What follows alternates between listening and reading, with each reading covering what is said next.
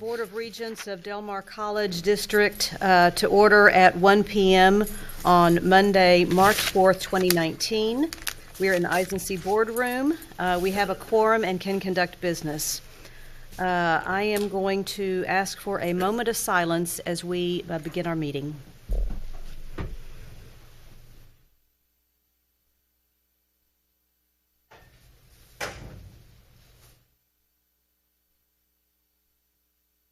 Thank you. Mr. Bennett, would you please lead us in the Pledge of Allegiance? Absolutely. I pledge Allegiance to the flag of the United States of America and to the republic for which it stands, one nation, under God, indivisible, with liberty and justice for all. If you would read with us the Del Mar College mission statement. Del Mar College provides access to quality education, workforce preparation, and lifelong learning for student and community success.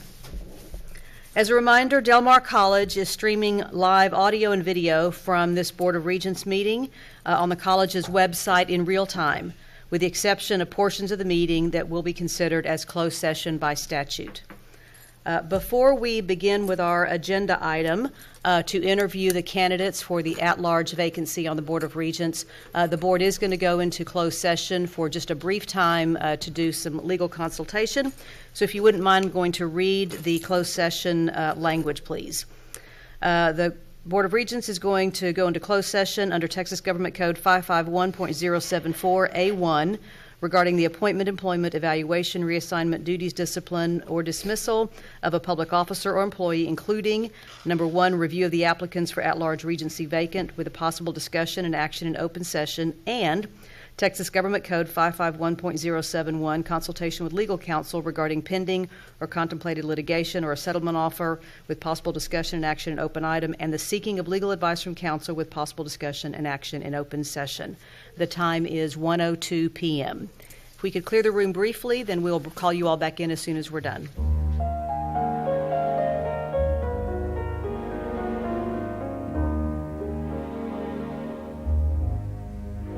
Come back from closed session at 1:10 p.m.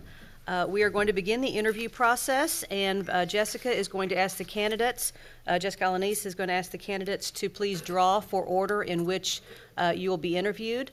And as a courtesy, we're going to ask the other two candidates to step outside as the interview is taking process.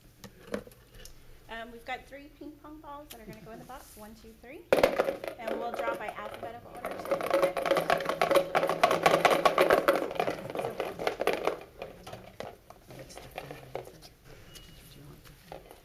Number 2.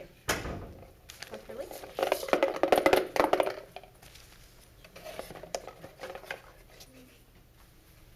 Number 3, and Miss Barker.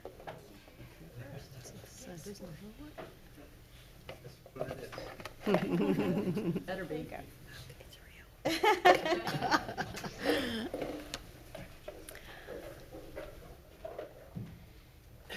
Miss Messbarger? Senator, we're going to go ahead. So we are, as you were, it was communicated to you, you'll have 3 to 5 minutes for an introduction. There will be 9 minutes for you to answer 3 questions, and this first time, actually for the audience, not for you, Ms. Messbarger. I'm going to read those questions, and then there'll be approximately 10 minutes of questions from the Regents as a follow-up, and then you'll have an opportunity to wrap up for about 3 minutes. The questions that you have been asked to respond to are: what makes the Del Mar College mission powerful for you? What is a Regent's role in a community college, and how would you carry out that role? And third, what do you believe you would bring to the Board of Regents that makes you unique and best qualified to serve? So with that as an introduction, I'm going to allow you to start with approximately a 3 to 5 minute introduction. Sandra Messbarger. Thank you very much. I'm Sandra Longoria Messbarger, and I live at 14901 Windward Drive in Corpus Christi, and that's the island. My big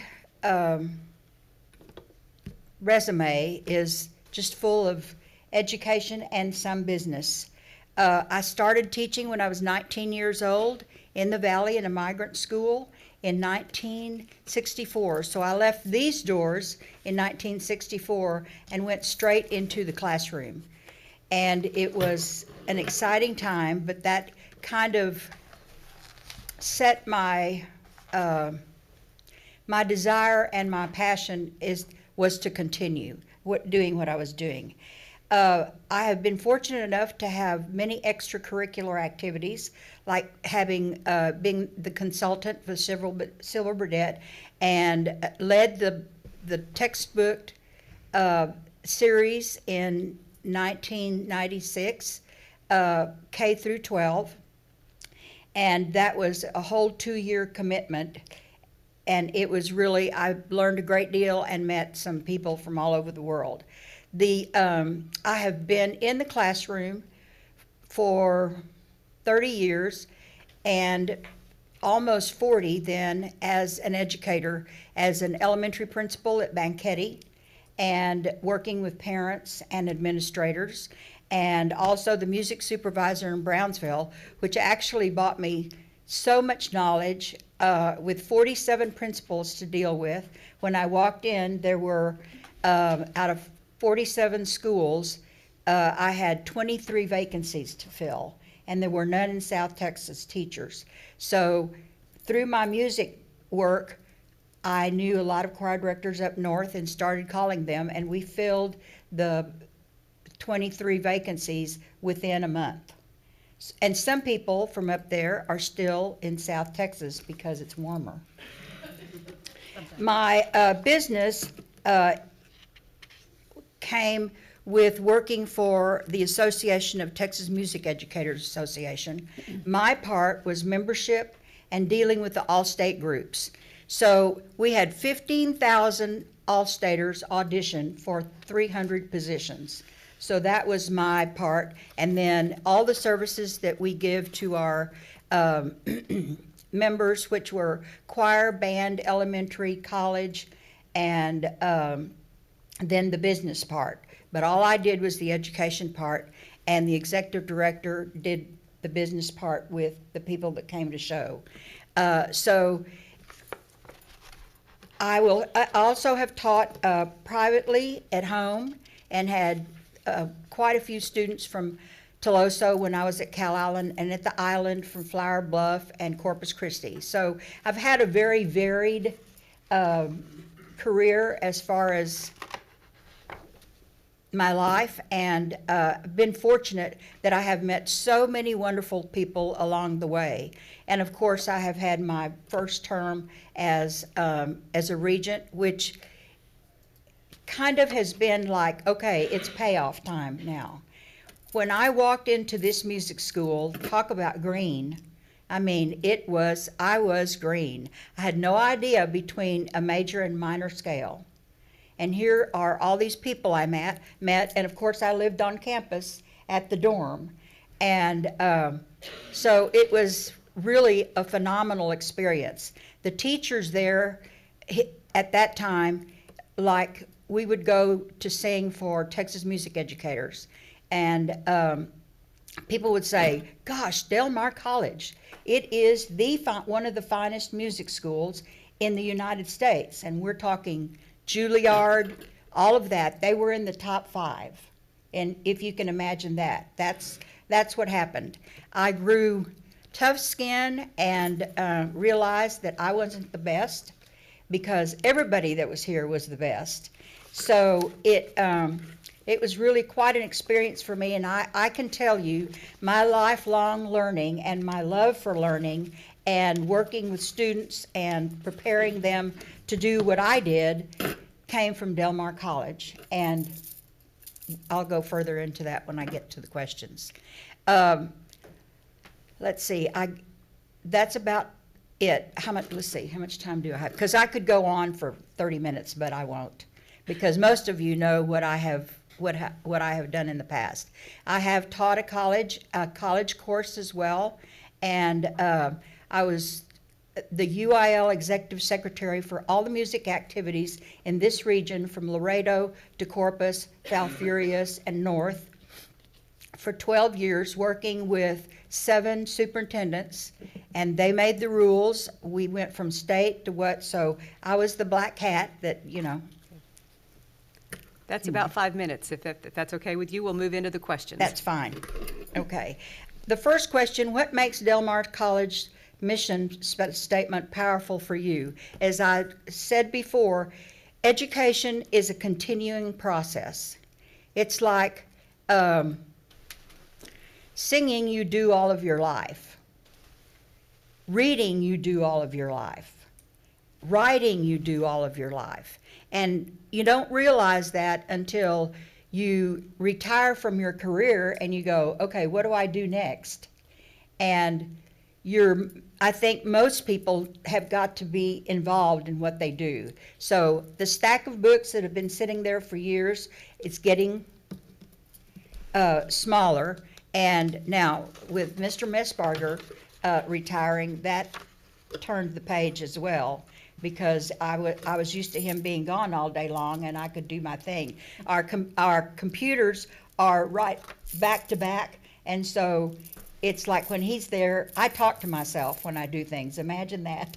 But anyway, so when I play with the computer or work on the computer, I just can't have him in the room. So we're learning to adjust. So life always throws you something interesting. As I stated before, Del Mar played a large part in providing the desire and the ability to continue learning.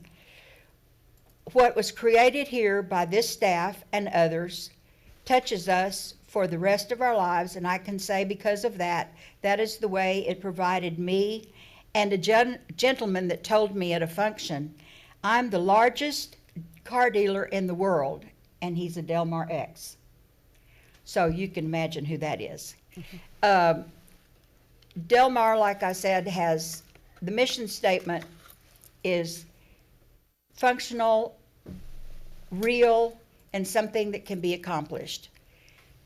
Because as a high school teacher, part of our job is to prepare students to go to college and have a career that they're going to be happy with, something to deal with their passion, or maybe not. Maybe they'll take another route.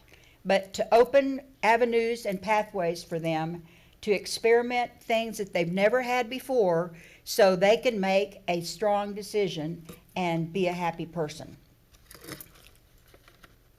Okay? All right, the next one is, what is a regent's role in the community college and how would you carry out that role? Well, I think a regent is an ambassador, and it's very easy to talk to people in this community because as soon as they find out that you're from Del Mar, they say, oh, I went there, or my child went there, and we had dinner with a doctor recently that said, I am so grateful for all the nurses that come to my office, that work in my office. They are wonderful. Del Mar does this community a great service, and that's what we hear over and over and over again. So it's not difficult to be an ambassador and to brag about Del Mar, because most of the time it's just the regular people in this community that know Del Mar, appreciate Del Mar, and know the quality of education that they're providing.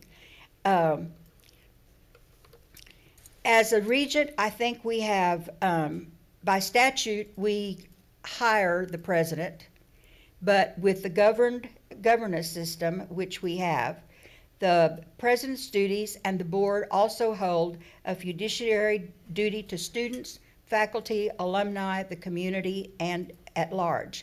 It is also the duty of the board member to regularly attend meetings, to ask questions and participate in board discussions, and to be knowledgeable of the institution's purposes, operation, and environment. Also to maintain confidentiality or a binding agreement that sets the duties and the responsibility of the institution. All of that when I came was a new day when I came here, and it was a learning experience. And I appreciate, everybody wants to do well, and this board works so well together. It is just like a well-oiled machine, and it's been a pleasure and a wonderful experience to learn about all of you, your careers, your pathway in life, and just to be part of this great group.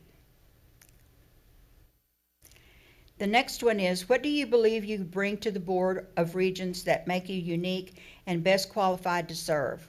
Number one, experience, and then education, education, education, and education. Education in the classroom, education on this board, evaluator of programs, not only music. As a principal, I was on the one of the committees that traveled, UIL, TEA committees that traveled from school to school to do evaluations, as well as evaluating teachers, programs. As a principal, those were the things, and a supervisor, those were the extra things that we were supposed to be doing.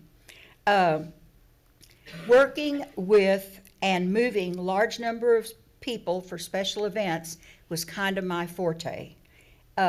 Moving over 4,000 kids on the day of marching contest is a tremendous, and I certainly didn't do it by myself, but it was a challenge because everybody wants to be on time, and that's the way it had to run. Under UIL rules, that was what put me in the position to have to do those sort of things, as well as working with Texas music educators with close to 6,000 music teachers to be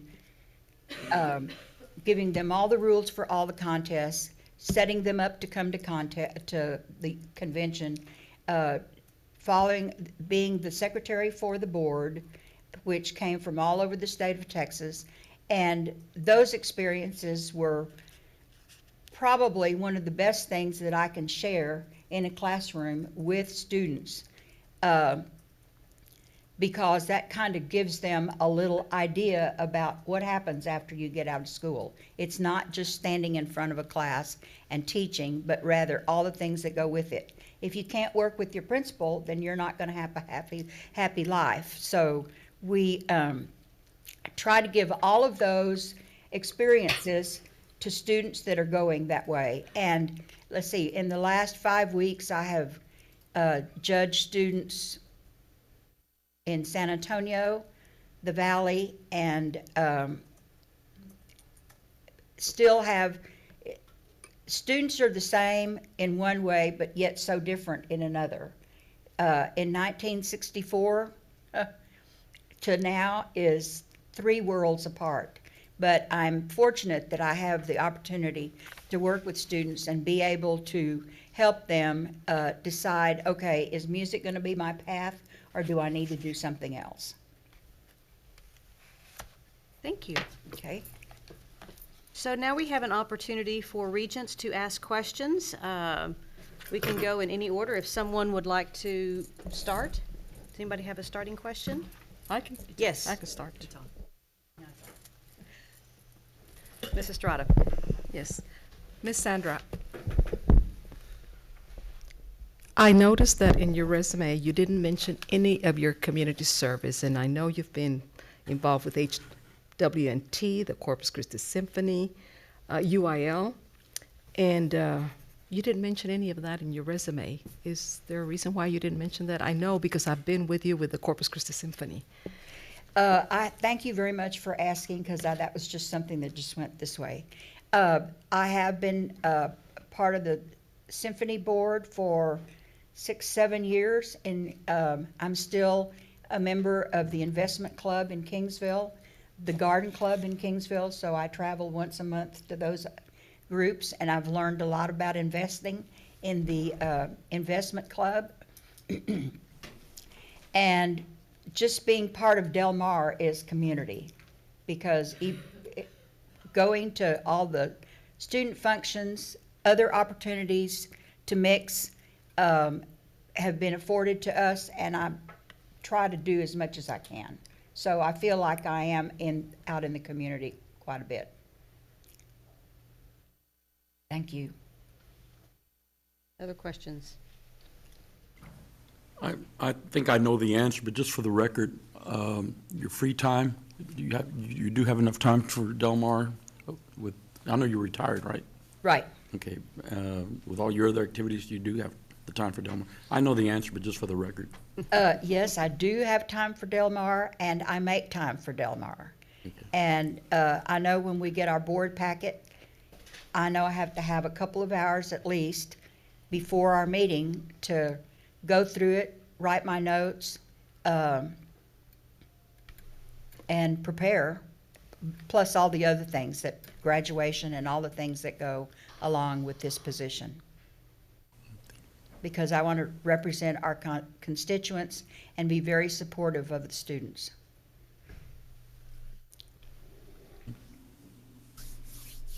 Any other questions? Thank you. You'll have an opportunity to wrap up. Any closing comments? I'm sorry. I've got a I'm question. sorry, I'm Mr. sorry. Salinas has a question. I apologize. Yes, I don't know how to say this, but hopefully I can say it in a short way and it won't bother anybody. But I know that you're very involved with music. You know, it's your life. But I've got a life too, and mine is about sports. How do you feel about sports here at Del Mar Junior College? Well, let's see, we had sports when I was here. Yeah. But in '64, the football team was dissolved and the basketball team. I have had to work with coaches like Coach Danaher at Cal Allen for 15 years, and we were very, he walked into my room and said, "I want to know why all these football boys are in your choir." And I said, "Probably because I'm meaner than you are." But I think it's important, a well-rounded education, and sports are important. And so I have no qualms with sports. We watch the Dallas Cowboys and all those things. Both of my grandkids are all involved in football and basketball and soccer and all the things that go with that.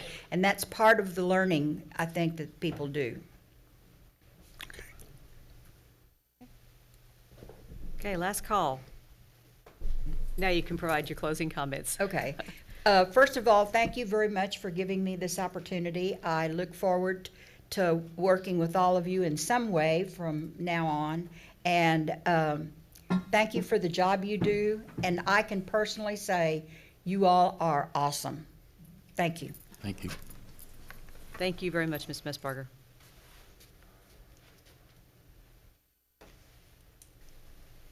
Jessica, would you mind escorting Ms. Averitt in, please? Thank you.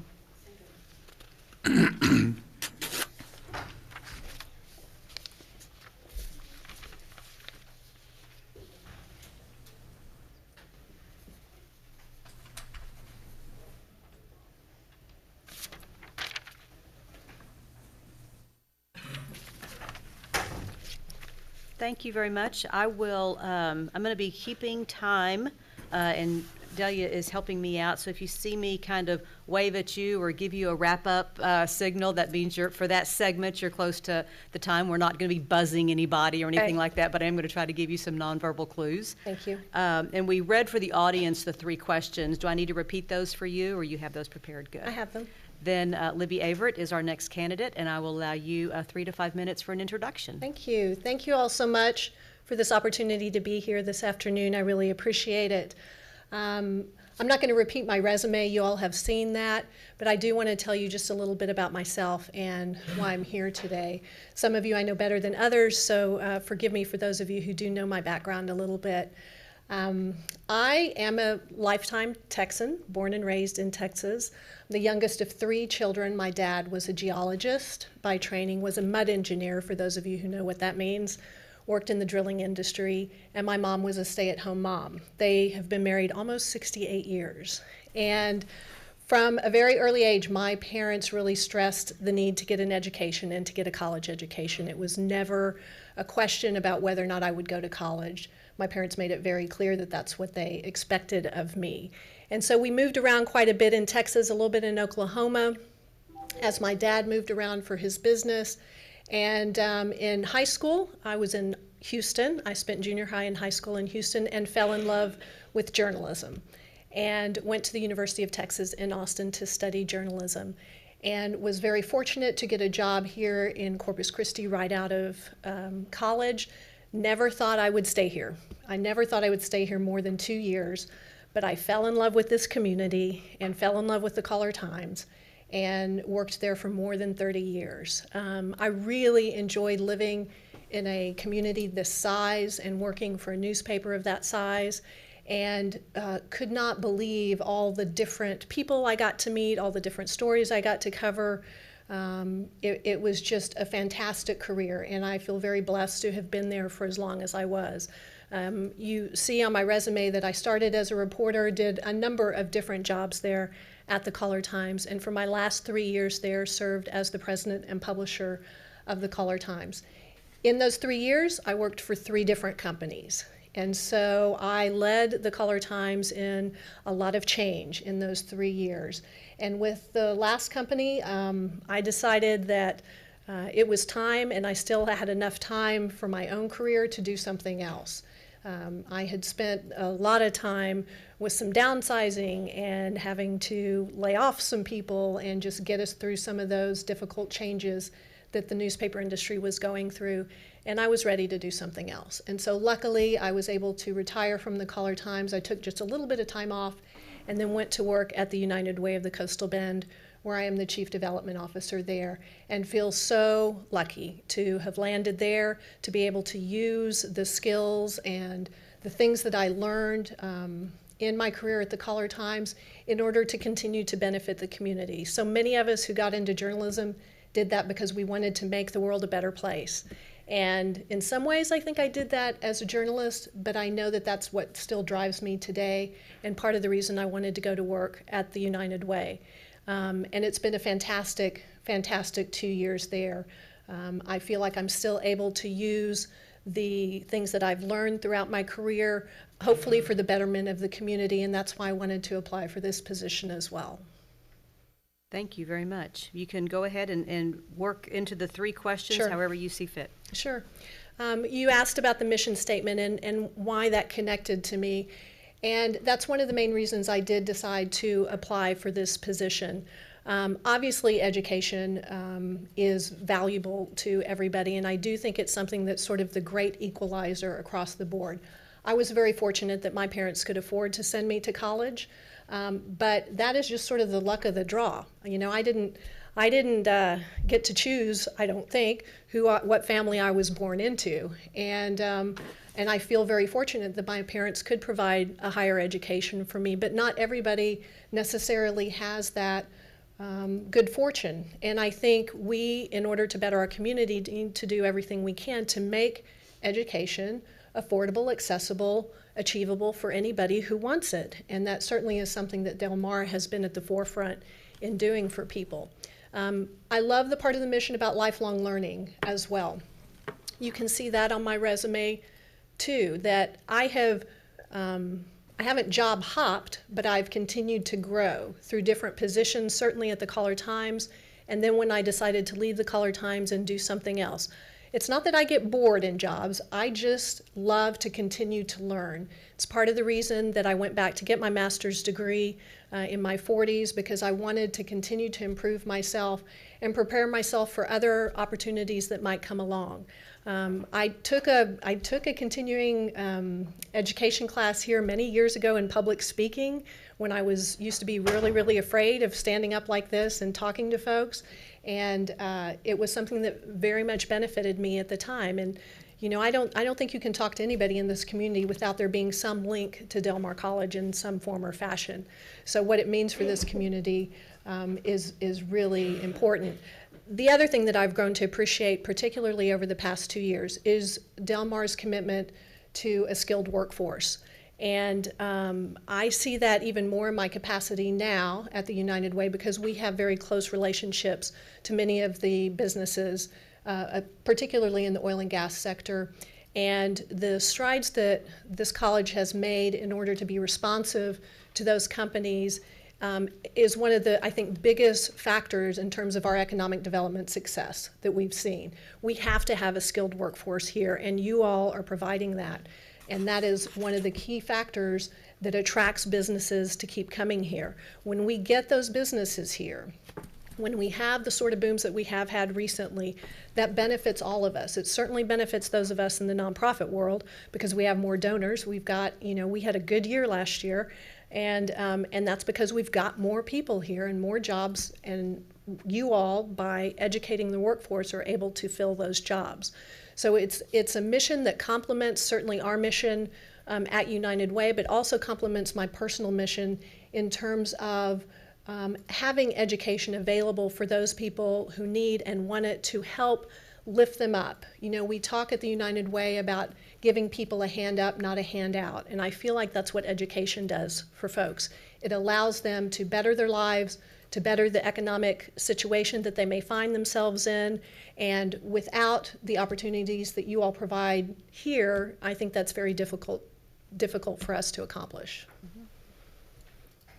Would you like me to just keep going? Just keep going, yeah, great. Great. Thank you.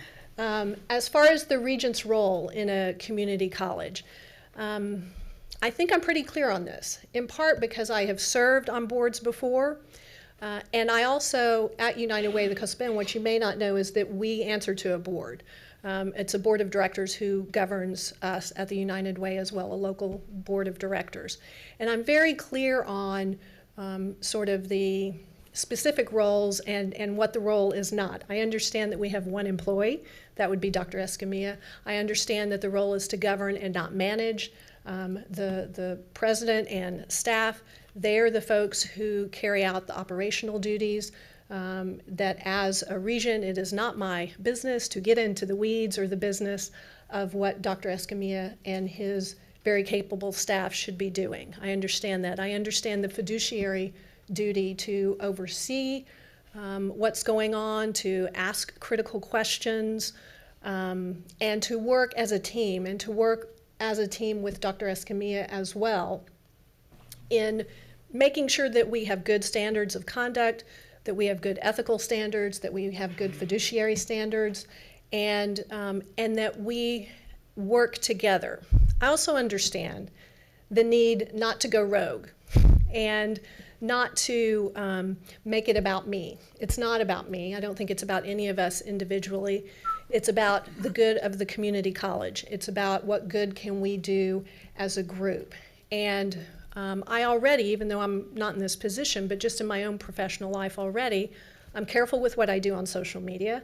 I think you have to be, even though it's my own personal page, people may associate me with where I work, so I'm careful about that and the other organizations that I belong to. And I think it's vitally important to make sure that a region abides by the consensus of the group. And even though I may not always agree with something that happens, if it's the consensus of the group, then I need to support that decision.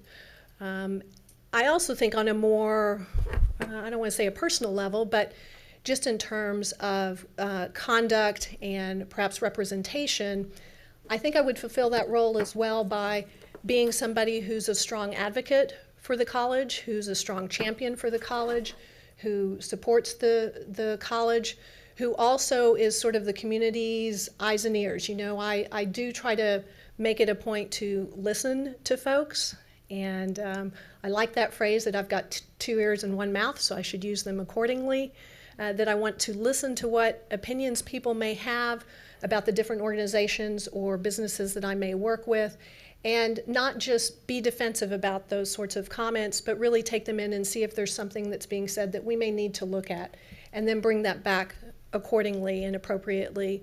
But I also think that it's up to us to represent the college, and I don't mean publicly, because I understand the rules about who can speak publicly to the press about what's going on at the regent level, but we can represent the regents in a professional manner. I, by virtue of my job, by virtue of my other community involvement, I'm active in a lot of different, not events so much, but for example, last week I was in Austin on some legislative visits. I do that pretty regularly now with my Chamber of Commerce duties, and I'm at a lot of business events, and while I may not be there specifically representing Del Mar College, I think people would associate that, oh, we have a regent here from Del Mar as well. And so, assuming that I behave in an appropriate manner, which I do these days, I am very careful to do that, then I think I would do the college proud to represent you all.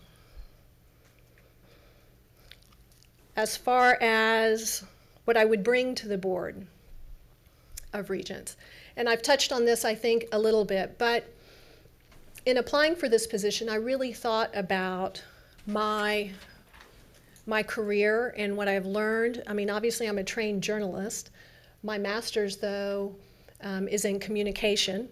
So, and I've also, throughout my journalism career, I spent, more than 10 years in management and leadership at the newspaper.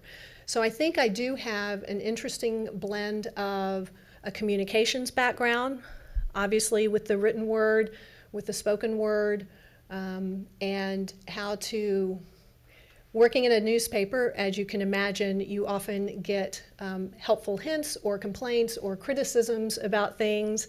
And I learned pretty early on, especially when I was the editor, how not to get defensive about things like that, but to try to listen with an open ear and an open heart and really discern if somebody had something reasonable that they needed to talk to me about, and try to listen to that.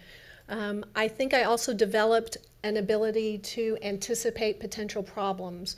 By that I mean anticipate, perhaps what somebody's reaction might be, or just be prepared for a reaction that might not be as positive as we had hoped, and just be prepared with some messaging around that. You all have a fantastic communication staff.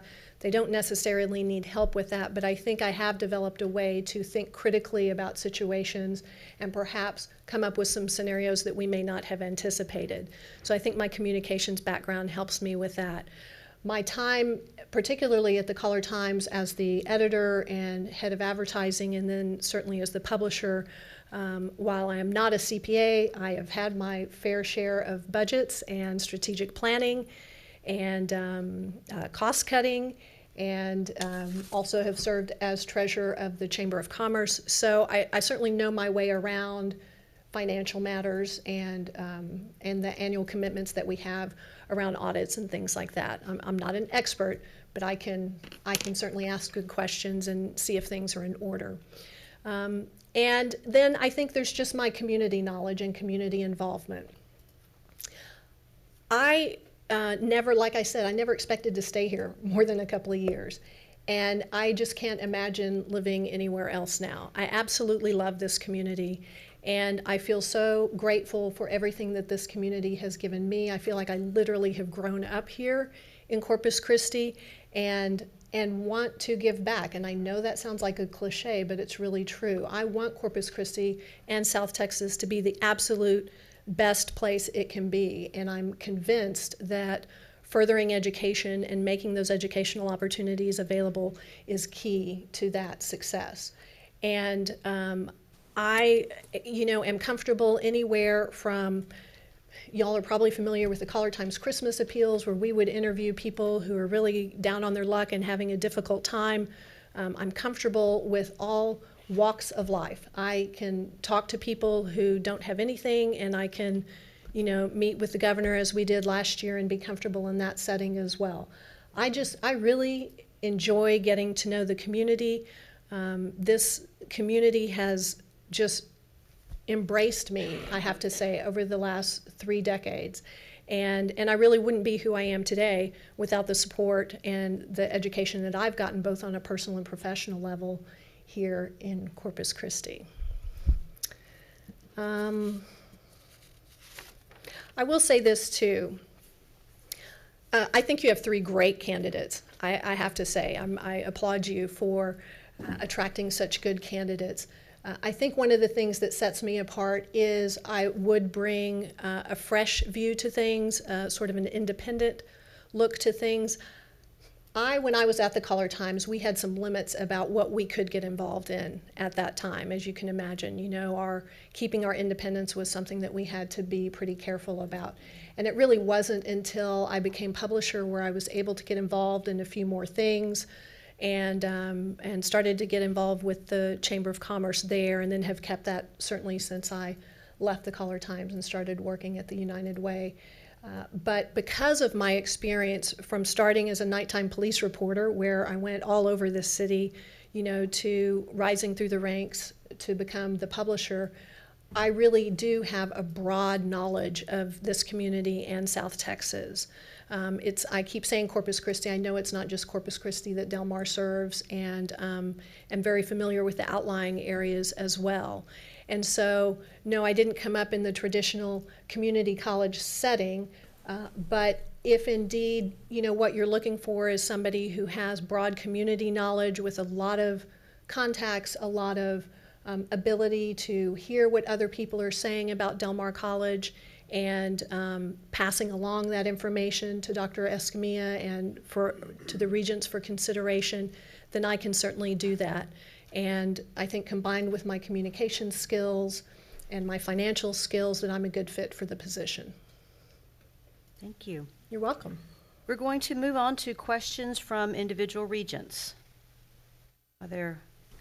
I would like to ask, you, with your full-time job and all your community involvement, would you have enough time to commit to Del Mar? Yes, sir. Great question.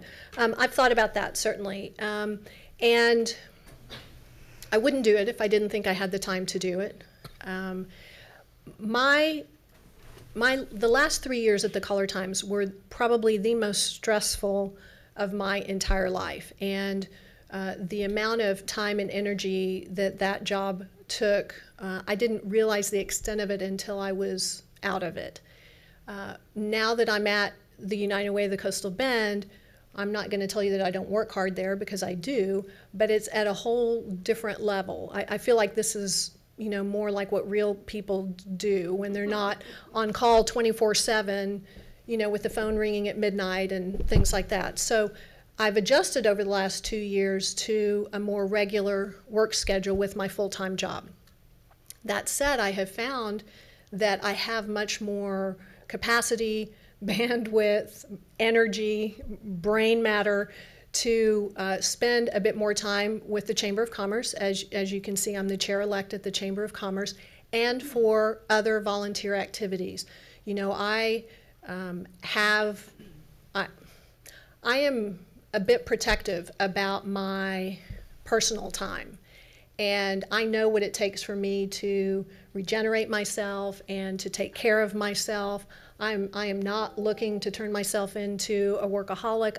I left those days some time ago in my early career, and I wouldn't do it if I didn't think that I could devote the time that is necessary while still taking care of my other responsibilities and taking care of myself in the process. Thank you. Other questions? Yes. I've got a question. Sure. You mentioned journalism a lot and communication, and that has been your life. I have a life too, and mine has been into sports. How do you feel about sports here at Del Mar Junior College? Well, that's a great question, and I can't tell you that I've thought about it a lot, so I will just answer it sort of off the top of my head. From my experience in any educational setting where sports has been part of the equation, I think it's always something that's a positive in terms of bringing the student body, the community, the faculty, everybody together, right? Regardless of what the sports is, if it's something that we can all get behind and root for, I don't see how that's not a positive. I'm not going to say one's better than the other. I think the primary mission needs to be around academics. Certainly, that's the primary mission, if you will. But I can certainly see the social and the just the emotional benefit of having a very solid sports curriculum as well to bring everybody together and help get the community behind the college as well. Thank you. You're welcome. My question had to do with the community, but I think you covered it very well, so thank you. Sure, thank you. I have a question that's a little bit unique to your past as a journalist, and the potential tension, not conflict, but the tension that might occur between open records, public meeting kinds of conversations, and your training as a journalist to dig and research and then report what you have found out. Sure. Can we talk about that tension? Yeah, that's a really good question. And that's a question that I had to face even at my time at the Caller-Times as I rose in management positions, because as publisher, you often wear two hats. You're often privy to private information that may be going on in the community, particularly around economic development and things like that, or you hear things that are off the record and you can't share with your newsroom. So I had to be very clear about what hat I was wearing at what time. I haven't found a situation yet where I've felt very conflicted, and especially since I've been out of the journalism business, I know about a lot of things going on now that I would think that the media would find newsworthy that they haven't found out about yet. And so I love the folks that I left behind at the Caller-Times, and I know that they're doing their absolute best, but that part of my life is over. And I don't see myself as a journalist anymore. And any board, governmental agency, I think the good governmental agencies that we have, and certainly Del Mar College abides by this, are ones who want to follow the public information and the open meetings laws correctly. And, as long as somebody's doing that and we've got counsel to guide us on that, then that's fine. And I'm well aware that those laws don't say, here, open up everything and just turn everything over. I understand how that is. I am a big believer that, we are a government of the people, by the people, and we do have some duties when it comes to open government, and that we should follow those as the law dictates. But I haven't felt that tension, particularly in the last couple of years, and did have some experience in my last few years at the newspaper. Thank you. Any other questions from Regents? They love you too. They wrote a nice article about you. Yes, Nick did. We'll give you an opportunity to make some closing comments. Just again, thank you all very much. I do appreciate the time and honor that you all have given me. You really do have three great candidates.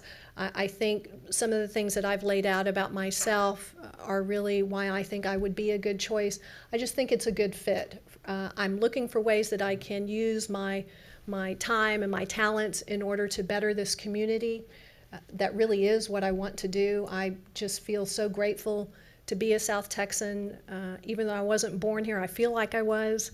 And I think that this is a wonderful opportunity to really use everything that I've learned over the years to hopefully better the community. And am so proud to have even gotten this far. So thank you very much. Thank you very much, Ms. Averett. You're Thank you. welcome.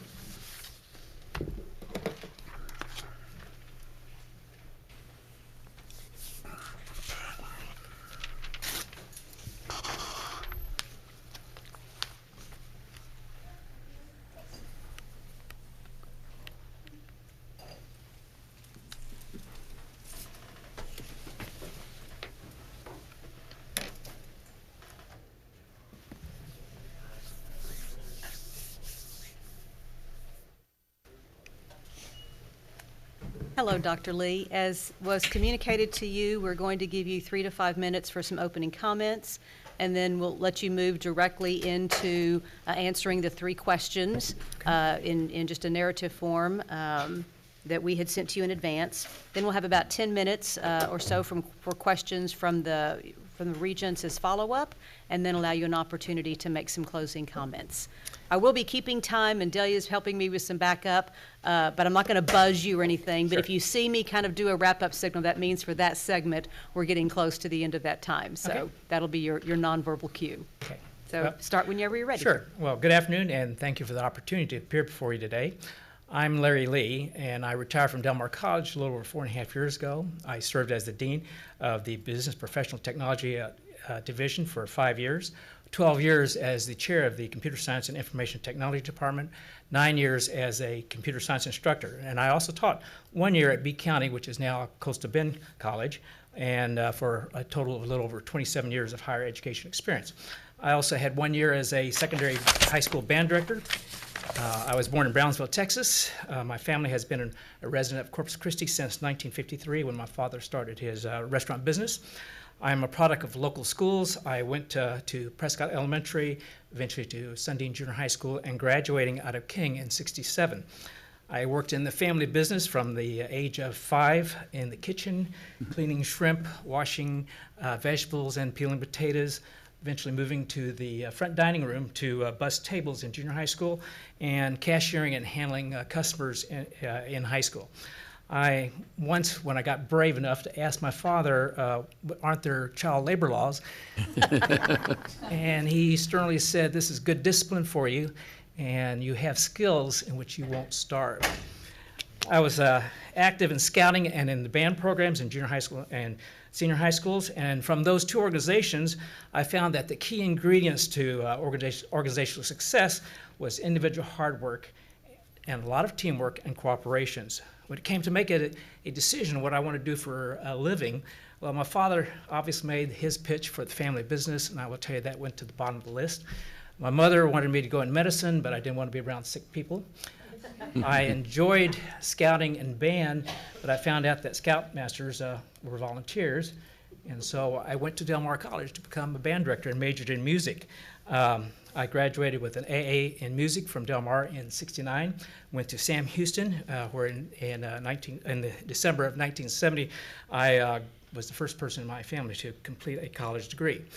While at Sam, to stretch our monthly budget, my roommate and I walked across the street to the Keller Restaurant, and we got a job working there. We worked there 4 nights a week, 11 p.m. to 7 a.m. in the morning, essentially taking care of, I hate to say it, drunk college students. But we got earned the minimum tip wage at that time, which is roughly 70 cents per hour. But the most important part was that we got a free meal. So my father was right. We didn't starve. In the fall of '69, like 1,000 other young men at the time frame, I won the only lottery I didn't enter, and that was the draft lottery. And so just like clockwork, in the summer of '70, when I applied for graduation, that triggered an invitation to a military physical in October of fall of '70. And I didn't think I was going to pass because I was barely 5'5", 115 pounds, nearsighted, flat feet, but I did pass.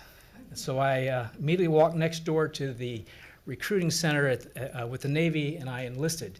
And I qualified to audition for the Navy band, but the recruiter said, quite frankly, he said, you should apply for OCS.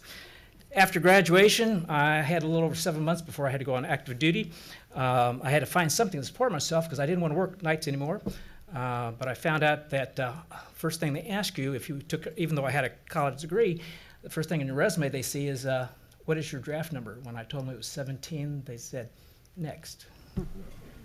But I did find a job at River Plantation with a maintenance crew, where I learned some real career-enhancing skills, such as how to clean horse stables, trim golfing greens, and sweeping out tennis courts. I entered active duty in August of '71, serving until late '77, when I was finally able to give a first downbeat with a baton in front of a band. And why do I want to serve as a regent? Well, I would like to advance the college mission, its traditions, values, and reputation. I chose to be a teacher, and I want to continue to help students to succeed.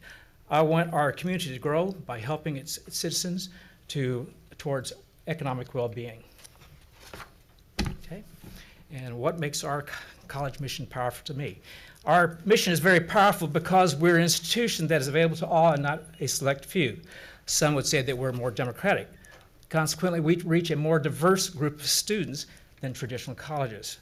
By reducing both the financial and academic barriers, we give entry to first-generation, low-income, students of color, dropouts, working adults, and other non-traditional students in their opportunity to get their feet wet and try college to improve their lives. We're a one-stop shop for all the community's needs, academic as well as economic developments. We offer many pathways to get higher education toward whatever they want to do. If one wants a transfer academic award we have our AA and our AS pathways.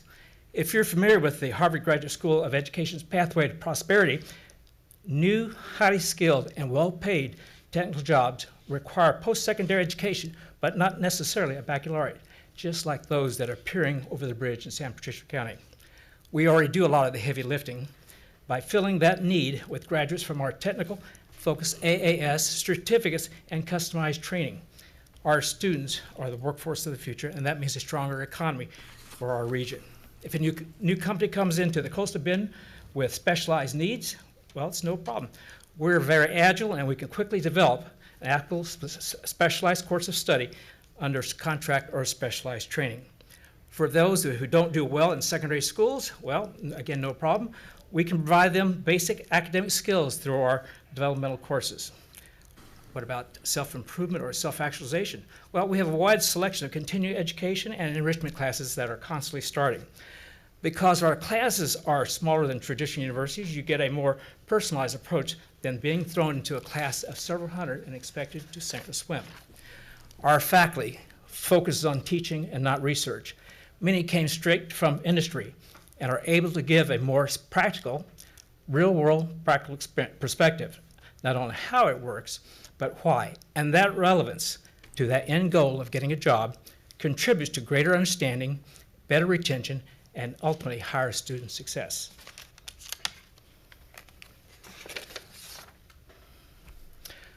The role of the Regents. They ensure that the mission of the college is current and aligned with community needs. They ensure that the college has physical integrity and strong financial resources to support the mission. They confirm that the college policies and processes are current and properly implemented. Regents safeguard the college's educational quality by approving all awards and ensuring that they meet local needs and state standards. Regents have the unenviable task of setting and improving tuition and taxing rates. The board protects institutional autonomy, safeguarding the institution from undue influences from external sources. Regents make sure that the college president has institutional strategic plan in place by having board approval. When appropriate, Regents will choose the next chief executive to lead the college. The board will evaluate and assess the performance of the chief executive and review the chief executive's compensation. The board will routinely engage in the main constituencies and stakeholders of the college. Ultimately, Regents are responsible for the well-being of the institution. My role, if selected, is to recognize the difference between oversight policymaking and administration. I will always speak with one voice relative to board matters. I will maintain the confidentiality of board matters. I will be engaged in the board's work, research the issues at hand, and be prepared.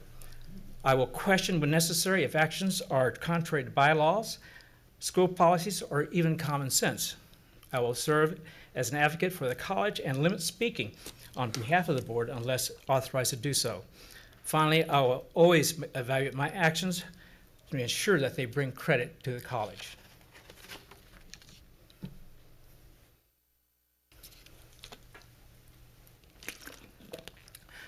I can bring experience to the board from multiple sources.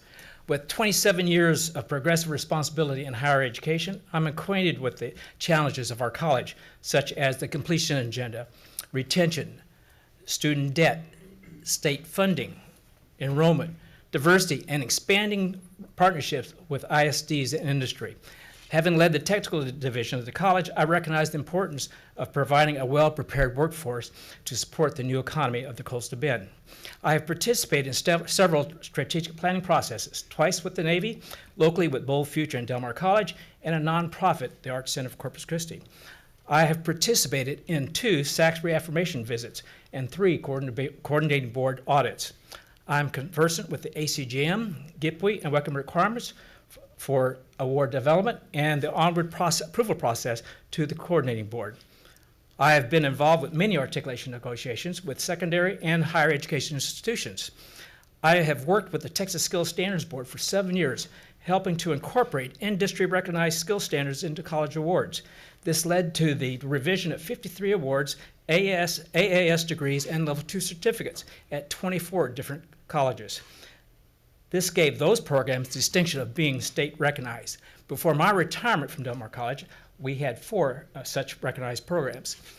I have significant grant proposal management and reporting experience with state and local funding. I was involved with the construction planning on the West Campus and the Northwest Center. I co-chaired the e-learning task force that brought the online evaluation to Del Mar College. And from outside of the education field, I have served on 2 admiral staff as a senior naval officer, 4 years at NAV ELSF as the director of training, responsible for training and certifying 64 logistics units to support the Marine Expeditionary Forces in Europe, Southwest Asia, and Korea. I spent 3 years at CNFK as director of logistics for supporting Marine and Naval units on the Korean Peninsula. And in the mid-1990s, I helped draft the annex for the Navy Logistic War Plans for Korea. During Desert Shield, Desert Storm, I served with NAV LOGSUP 4 as the Director of Air Logistics at Bahrain, responsible for supporting nearly 100 vessels in the Red Sea, North Arabian Gulf, and the Persian Gulf. In essence, we were essentially the military FedEx. My unit received the Navy Unit Commendation for its performance, which is equivalent to the individual's Silver Star Award. 44 years ago, I was OIC of the Navy Commissary Region Corpus Christi, accounting for 3 Navy commissaries, which had an annual sales in today's dollars of over $43 million. Remarkable because our store hours are limited to 40 hours per week. I was trained by Safeway staff in Bronx, New York, and I interned in NAS Brunswick. I also have 9 years experience in restaurant business, and I spent 1 year teaching band. So as you can see, I bring a broad range of experience which can contribute to the decision-making process of the board. Thank you very much. Going to now open it up for Regent questions. Dr. Lee, you said that you worked at Coastal Bend College? Yes, sir. Is that after you retired from here? No, sir. That was before I came here. Before you came here, okay. Yes, sir. Okay, I didn't go that far back in your resume. And since 2014, you haven't worked anywhere else, enjoying retirement? Well, I've been teaching on a cruise ship. Really? Yes, sir. I don't know if you remember, we got a board approval back 15 years ago to put an instructor on board from the computer science department on Crystal Cruise Line to teach on their world cruise to keep passengers occupied, so to speak. And also we put instructors on for 2 weeks at a time. And quite frankly, when I retired, the guys I had been sending said, well, you ought to do it. Well, I spent enough time on the destroyer. I spent 30 months at sea. I didn't want to go back to sea again. Yeah. But they said, well, here's a free trip. Let's go. And 18 trips later, well, here we are. Interesting. Yep. So you've got time to serve then? Yes, sir. Dr. Lee. Yes, ma'am. You mentioned in your resume, and you also mentioned it very briefly, that you were involved in 2 audits from the Texas Higher Education Coordinating Board. Can you talk about that experience for a little bit? The Higher Education Board or SACS? The Higher Coordinating Board. Okay. At least I saw that in your resume. Well, I've participated in both of them. Yeah. The Higher Education Coordinating Board, basically when they came, they audit a lot of things, primarily looking at your degree plans, looking at the matrices, looking at the skills and abilities on the curriculum. They looked at the requirements for degrees, making sure that they met all the Wickham requirements, that your classes were all approved classes under the Wickham manual, and that they had the minimum number of academic classes from the Academic Course Guide Manual, ACGM, as such. So they also did things like checking what was the number of graduates of your program, because if you don't have a proper number of graduates, when I was active here, it was 15, now it's 25, your program was subject for closure as such. So they checked many things. They checked credentials. They checked primarily, their focus was on the technical side of the programs, not the academic side. So we did 2 actual visits here, and then they did one. The last one they did was a desk audit, in which I had to submit lots of documentation, and they would evaluate them, and they would contact me if there's any deficiency, much like what the SACS accreditation does. A lot of it is desk checking initially before they come on site. So it's very comparable to a SACS but it's focused primarily on the technical side of our programs. Thank you. Go ahead. From what I hear, you've got a very broad section of your life. You know, you've done so many things. And education has also been a big part of your life. And education has been a major part of my life. But I have another side of me that has been a major part of my life, and that is sports. Sports. How does that play in your section? Well, if you're asking me that do we need to have sports here at Del Mar College, I think for health, obviously, yes. But do we need to have extracurricular? I'm afraid I'm going to have to disappoint you. I think our budgets are extremely tight as they are, because when I was dean, first thing I did was spent 2 years was cutting money for our budgets. And finding that extra money to support an athletic program would be difficult. That is extracurricular. Supporting any programs within degree producing, or I should say credit producing classes, I would definitely support that. But if we had to support a baseball team or a football team or something like that, I would have to demur and probably not support that because of the limits of funding that we are currently facing. Thank you. A question kind of unique to your resume, coming from, have been so deeply embedded in our faculty and in administration and leadership roles, and you spoke briefly about this in I think one of the questions, but can you talk about that transition and the possible tension that might occur moving to a regent role? And have you thought about that, and have you thought about how you would deal with that? Well, first, there's a difference between, well, this board is policymaking. The faculty and represented by the chief executive officer is the administration part. I'm, from my experience, also from the military. On an admiral staff, our job was policymaking. Okay, so if I went down to a lower division, I was down at one of the units, I would evaluate, but I would not tell the CO what to do, because I could not speak for the admiral. So that's the same thing we have here. This group is policymaking, decision-making, ensuring finances and so forth. Administration flows through one individual, and that's the president of the college. The line is very clear.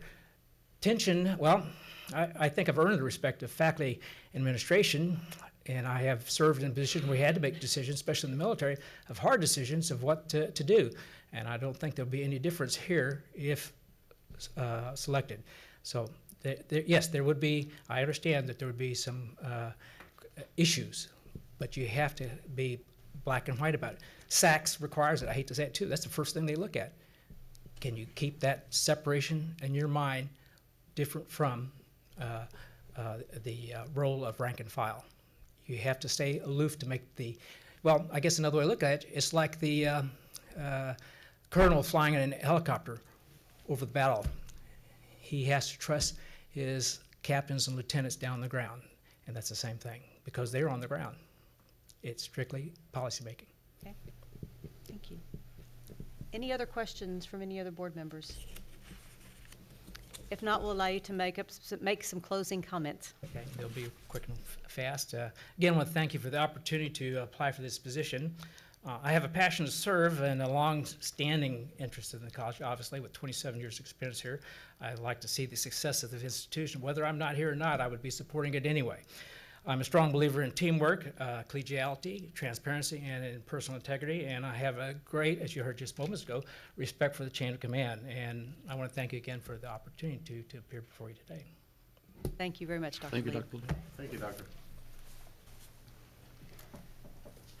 The board will now return to closed session. Do I need to read the items again? Under Texas Government Code 551.074, personnel matters regarding dismissal of the appointment, employment, evaluation, reassignment duties, discipline or dismissal of a public officer or employee, including 1, review of applicants for at-large regent vacancy with possible discussion and action open session, and Texas Government Code 551.071, consultation with legal counsel regarding pending or contemplated litigation or a settlement offer with possible discussion and action in open session, and the seeking of legal advice from counsel with possible discussion and action in open session. The time is 2:17 p.m. We'll take just a couple of minute break for Regents.